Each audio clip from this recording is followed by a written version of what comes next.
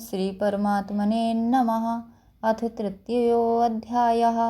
अर्जुन बोले, हे जनार्दन, यदि आपको कर्म की अपेक्षा ज्ञान श्रेष्ठ मान्य है तो फिर हे केशव मुझे भयंकर कर्म में क्यों लगाते हैं। आप मिले हुए से वचनों से मेरी बुद्धि को मानो मोहित कर रहे हैं, इसीलिए उस एक बात को निश्चय करके कहिए जिससे मैं कल्याण को प्राप्त हो जाऊं। श्री भगवान बोले, हे निष्पाप, इस लोक में 2 प्रकार की निष्ठा मेरे द्वारा पहले कही गई है। उनमें से सांख्य योगियों की निष्ठा तो ज्ञान योग से और ज्ञान योगियों की निष्ठा कर्म योग से होती है। मनुष्य न तो कर्मों का आरंभ किए बिना निष्कर्मता को यानी योग निष्ठा को प्राप्त होता है और न कर्मों के केवल त्याग मात्र से सिद्धि यानी सांख्य निष्ठा को ही प्राप्त होता है। निसंदेह कोई भी मनुष्य किसी भी काल में क्षण मात्र भी बिना कर्म किए नहीं रहता, क्योंकि सारा मनुष्य समुदाय प्रकृति जनित गुणों द्वारा परवश हुआ कर्म करने के लिए बाध्य किया जाता है। जो मूढ़ बुद्धि मनुष्य समस्त इंद्रियों को हठपूर्वक ऊपर से रोककर मन से उन इंद्रियों के विषयों का चिंतन करता रहता है, वह मिथ्याचारी अर्थात दंभी कहा जाता है। किंतु हे अर्जुन, जो पुरुष मन से इंद्रियों को वश में करके अनासक्त हुआ समस्त इंद्रियों द्वारा कर्म योग का आचरण करता है, वही श्रेष्ठ है। तू शास्त्र विहित कर्तव्य कर्म कर, क्योंकि कर्म न करने की अपेक्षा कर्म करना श्रेष्ठ है, तथा कर्म न करने से तेरा शरीर निर्वाह भी नहीं सिद्ध होगा। यज्ञ के निमित्त किए जाने वाले कर्मों से अतिरिक्त दूसरे कर्मों में लगा हुआ ही यह मनुष्य समुदाय कर्मों से बंधता है। इसीलिए हे अर्जुन, तू आसक्ति से रहित होकर उस यज्ञ के निमित्त ही भली भांति कर्तव्य कर्म कर। प्रजापति ब्रह्मा ने कल्प के आदि में यज्ञ सहित प्रजाओं को रचकर उनसे कहा कि तुम लोग इस यज्ञ के द्वारा वृद्धि को प्राप्त हो, और यह यज्ञ तुम लोगों को इच्छित भोग प्रदान करने वाला हो। तुम लोग इस यज्ञ के द्वारा देवताओं को उन्नत करो और वे देवता तुम लोगों को उन्नत करें। इस प्रकार निस्वार्थ भाव से एक दूसरे को उन्नत करते हुए तुम लोग परम कल्याण को प्राप्त हो जाओगे। यज्ञ के द्वारा बढ़ाए हुए देवता तुम लोगों को बिना मांगे ही इच्छित भोग निश्चय ही देते रहेंगे। इस प्रकार उन देवताओं के द्वारा दिए हुए भोगों को जो पुरुष उनको बिना दिए ही स्वयं भोगता है, वह चोर ही है।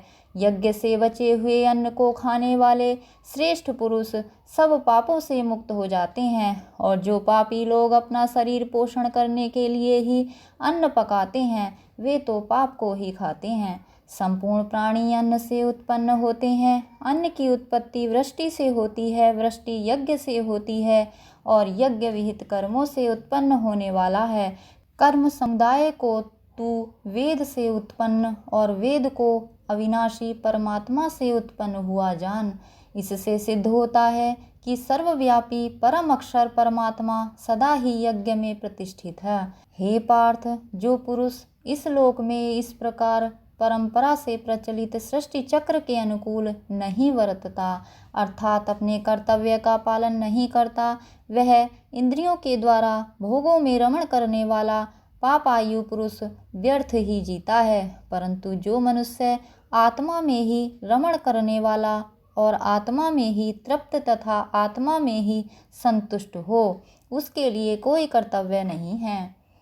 उस महापुरुष का इस विश्व में न तो कर्म करने से कोई प्रयोजन रहता है और न कर्मों के न करने से ही कोई प्रयोजन रहता है, तथा संपूर्ण प्राणियों में भी इसका किंचित मात्र भी स्वार्थ का संबंध नहीं रहता।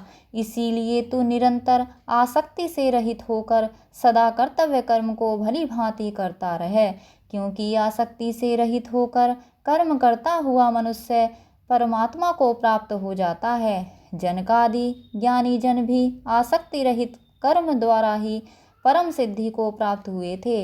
इसीलिए तथा लोक संग्रह को देखते हुए भी तू कर्म करने के ही योग्य है, अर्थात तुझे कर्म करना ही उचित है। श्रेष्ठ पुरुष जो जो आचरण करता है, अन्य पुरुष भी वैसा वैसा ही आचरण करते हैं। वह जो कुछ प्रमाण कर देता है, समस्त मनुष्य समुदाय उसी के अनुसार बरतने लग जाता है। हे अर्जुन, मुझे इन तीनों लोकों में ना तो कुछ कर्तव्य है, ना कोई भी प्राप्त करने योग्य वस्तु अप्राप्त है, तो भी मैं कर्म में ही बरतता हूँ। क्योंकि हे पार्थ, यदि कदाचित मैं सावधान होकर कर्मों में न बरतूं तो बड़ी हानि हो जाए।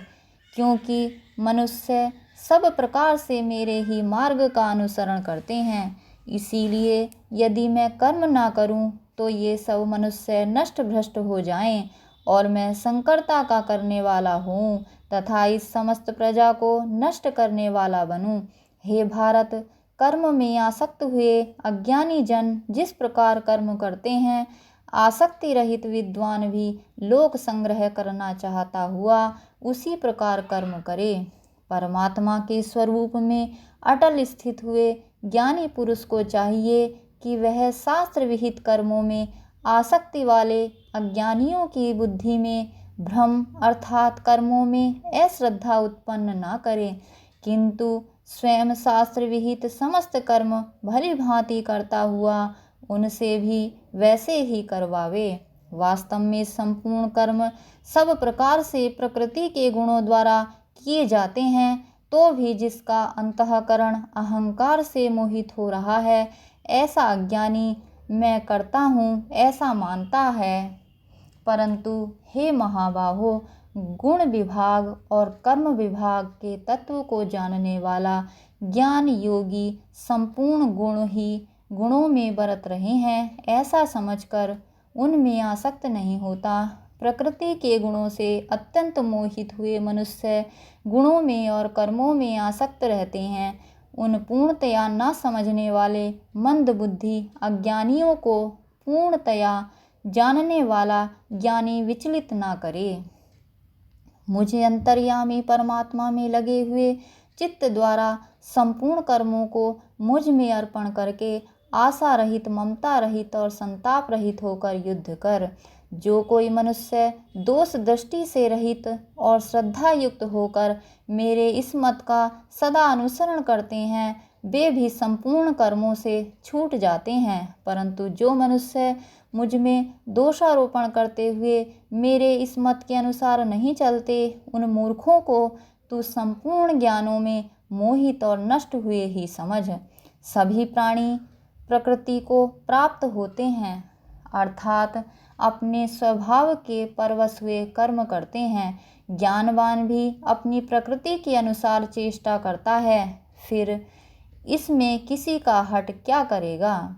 इंद्रिय के अर्थ में अर्थात प्रत्येक इंद्रिय के विषय में राग और द्वेष छिपे हुए स्थित हैं। मनुष्य को उन दोनों के वश में नहीं होना चाहिए, क्योंकि वे दोनों ही इसके कल्याण मार्ग में विघ्न करने वाले महान शत्रु हैं। अच्छी प्रकार आचरण में लाए हुए दूसरे के धर्म से गुण रहित भी अपना धर्म अति उत्तम है। अपने धर्म में तो मरना भी कल्याणकारक है और दूसरे का धर्म भय को देने वाला है। अर्जुन बोले, हे कृष्ण, तो फिर यह मनुष्य स्वयं ने चाहता हुआ भी बलात् लगाए हुए की भांति किससे प्रेरित होकर पाप का आचरण करता है। श्री भगवान बोले, रजोगुण से उत्पन्न हुआ यह काम ही क्रोध है।